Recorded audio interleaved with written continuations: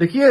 بھارتی میڈیا کو اگر آپ غور سے دیکھیں تو آپ جان لیں گے کہ وہاں پہ فیلڈ مارشل عاصم منیر اور وزیر اعظم پاکستان کی جو وائٹ ہاؤس سے ملاقات ہے امریکی صدر ڈونلڈ ٹرمپ اور ان کی ٹیم سے،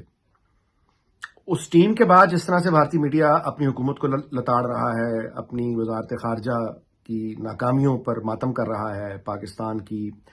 جو عزت ہے اس پر جس طرح کے تبصرے کر رہا ہے، وہ دیکھ کر آپ کو لگے گا کہ پاکستان اس وقت دنیا میں بھارتی میڈیا کے نزدیک سپر سٹار ہے. یعنی کنٹریز میں پاکستان ان کے لیے اس وقت بالکل یعنی ہکا بکا کر دیا ان کو پاکستان کی حیرت انگیز کامیابیوں نے. لیکن دوسری طرف اگر پاکستان میں آپ جو آج کے دن بحث ہو رہی ہے، اگر آپ اس پہ غور کریں تو آپ جان لیں گے کہ ہماری سیاسی جماعتیں، وہ کہیں سے بھی ان کا تعلق ہو، وہ ماہر ہیں اس بات کی کہ وہ ایک نان ایشو کو ایک بالکل ہی غیر اہم واقعہ یا غیر اہم بات، اس کو وہ موقع دے دیتی ہیں کہ وہ لوگوں کے لیے ایک بحث کا موضوع بن جاتا ہے. اور یہ بڑا انفارچونیٹ ہے کہ جو ایک ملک کی جو کامیابی ہوتی ہے، جو عزت ہے، وہ پیچھے چلی جاتی ہے. اور نان ایشوز جو ہیں ہیومن ایرر کی وجہ سے نہایت یعنی ایسی باتیں جن کی حیثیت ہی کچھ نہیں ہے، اہمیت ہی کچھ نہیں ہے، وہ سامنے آ جاتی ہیں اور لوگ یا سوشل میڈیا وہ چسکے بازی میں لگ جاتا ہے اور اصل جو پرائیڈ ہے وہ پیچھے چلا جاتا ہے. اس وقت بھی انفارچونیٹلی یہی ہو رہا ہے اور جہاں بھی نظر دوڑائیں یہی ہے.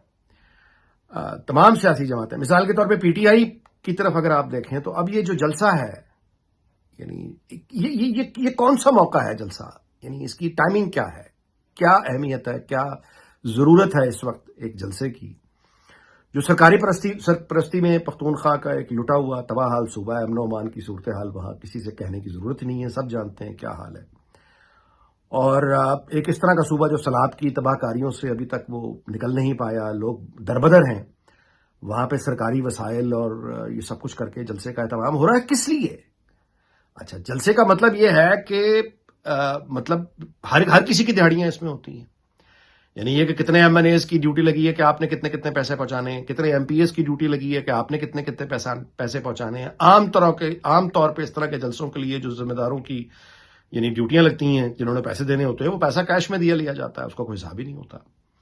تو اگر ایم پی ایز نہیں یا ایم این اے 20 یا 30 لاکھ روپے اکٹھا کر کے دینا، وہ اپنی جیب سے تو نہیں دیں گے، وہ ظاہر ہے باہر سے کمائیں گے. اور اگر اسی پارٹی کی سرکار ہے حکومت میں، تو ظاہر ہے کہ وہ حکومت سے اپنا پیسہ پورا کریں گے. تو ایک تو وہ پیسہ ہے جو سننے میں آ رہا ہے کہ 7 کروڑ کے لگ بھگ کو رقم ہے جو باقاعدہ مختص کی گئی ہے، لیکن اصل خرچہ اس سے کہیں زیادہ ہوگا. جیسے میں نے گزارش کی ہے، جیسے آپ ذمہ داریاں لگتی ہیں کہ 20 لاکھ تم لے آؤ، 30 لاکھ تم لے آؤ، تو ان کا تو کوئی حساب کتاب نہیں ہوتا.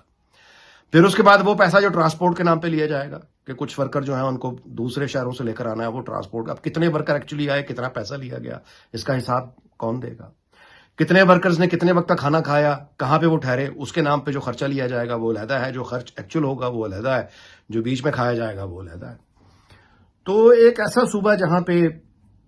جنگ کی تباہ کاریاں، سیلاب کی تباہ کاریاں، اور وہاں کی سرکار جو ہے وہ سرکاری خزانے میں سے بھی ظاہر خرچ کرے گی اور غیر سرکاری پیسہ بھی خرچ ہوگا، جس کی غیر سرکاری پیسہ سرکاری سے دگنا ہوتا ہے عام طور پہ. اور وہ جو لوگ پیسہ خرچ کریں گے وہ ظاہر ہے کہ وہ پھر اپنا پیسہ پورا بھی کریں گے. تو یہ انفارچونیٹ ہے کہ ہماری سیاسی جماعتوں کو اس طرح کی جو آپ کہیے بلوغت جو ہے وہ میسر نہیں ہے. پاکستان کو جتنی بڑی کامیابی ملی ہے یا فتح ملی ہے، اس کو ریئلائز ہی نہیں کیا جا رہا، نہ ہی وہ نان ایشوز میں سارے کے سارے مصروف ہیں. اور اگلی بات یہ ہے کہ پاکستان کا جو عام آدمی ہے، وہ کراچی کا رہنے والا ہو، وہ لاہور کا رہنے والا ہو، وہ پشاور، کوئٹہ، اسلام آباد، کہیں کا بھی رہنے والا ہو،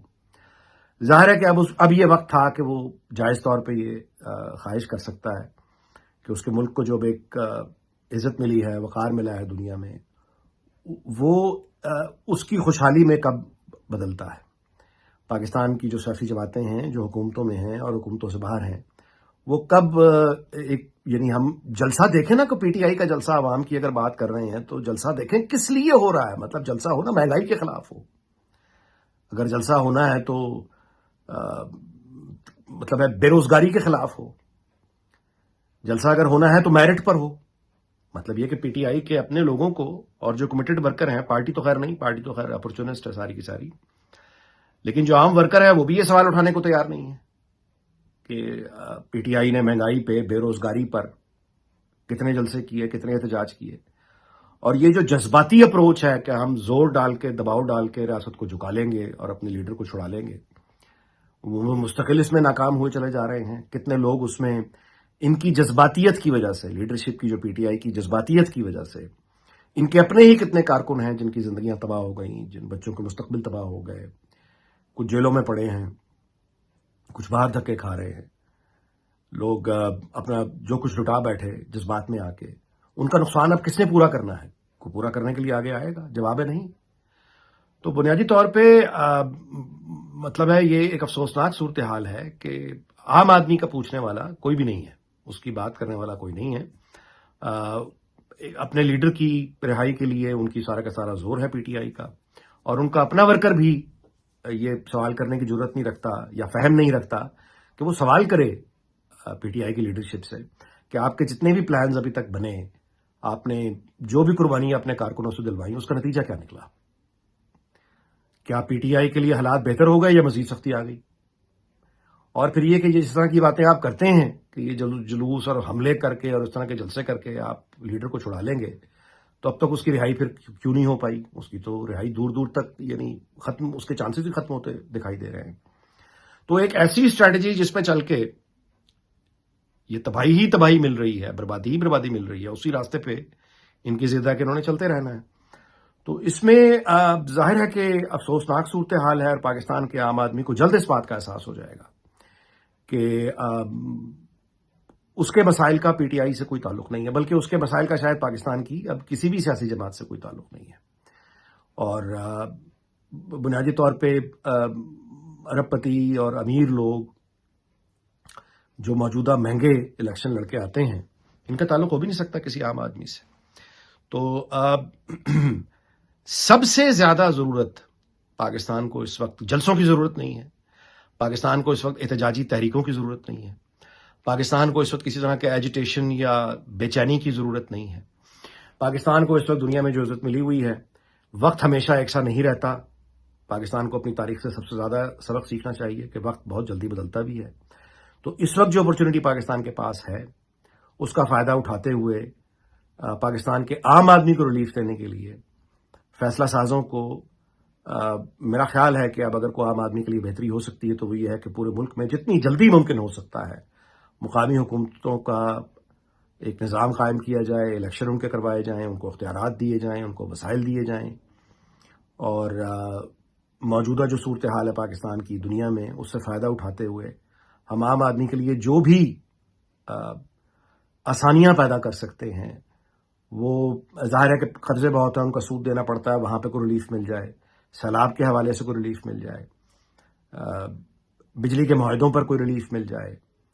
جس سے عام آدمی کا کوئی بھلا ہو، تاکہ وہ اس قابل تو ہو سکے کہ وہ اپنے ملک کو ملنے والی عزت پر خوشی تو منا سکے. تو دعا یہی کرنی چاہیے کہ پاکستان کی موجودہ جو ایک عزت اور وقار ہے، یہ ہم جلد اس کو ٹرانسلیٹ ہوتا ہوا دیکھیں، اور پاکستان کے جو عام لوگ ہیں وہ کسی بھی شہر میں ہیں، ان کو امن ملے، ان کو سکون ملے، ان کو مضبوط مقامی حکومتوں کا ایک اچھا نظام ملے، ان کے لیے روزگار کے مواقع ان کو ملیں، صحت اور تعلیم کے معیارات بہتر ہوں، امن و امان کی صورتحال بہتر ہو، اس کے روزگار کا، کاروبار کا ایک ماحول بنے، اور وہ اپنی زندگی اپنے جائز خواہشات اور ضروریات اور خواب ان کو وہ پورا کر سکے.